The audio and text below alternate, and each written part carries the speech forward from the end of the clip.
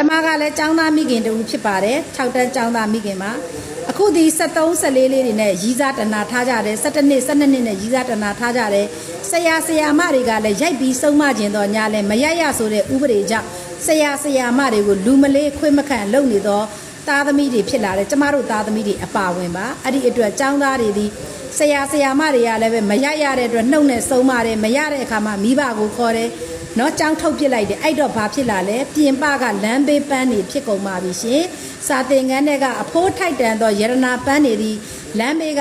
အလေးကျမြက်ပန်းတွေဖြစ်ကုန်ပြီဒီလိုသာရှေ့လျှောက်လုပ်ဖြစ်ကြမယ်ဆိုရင်ကျမတို့လူသားအရင်းမြစ်ဆုံးရှုံးပြီးမြမပြည်မှာပညာတတ်တွေနှဲပါလာပါလိမ့်မယ်အဲ့ဒီအတွက်ပညာရေးဝန်ကြီးနဲ့တကွဆရာမများအားလုံးကိုလည်းကျမကအနူးညွတ်တောင်းပန်ပါတယ်ကျောင်းသင်ခန်းစာထဲမှာကျောင်း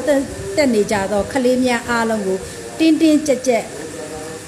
အရေးယူတင်ပါတယ်73 17 12 13လေးတွေအခုဆိုမင်္ဂလာဆောင်တာတွေလဲတချို့မိဘတွေရတယ်အုံနှောက်မရှိဘူး12နှစ်13နှစ်တွေကိုမင်္ဂလာဆောင်ပေးတဲ့ line ပေါ်တင်တဲ့ခလေးတွေကအတုမြင်အတက်တင်လောက်ကြတယ်ဒါမျိုးတွေကမဖြစ်တင်ပါဘူးကျမတို့မြန်မာပြည်ဥပဒေဒီ18နှစ်မပြည့်ပဲယူခဲ့ရင်ကျမသားသမီးကို၌ကအစကျမကတော့ဥပဒေရောက်ထိထိရအရေးယူစေခြင်းနဲ့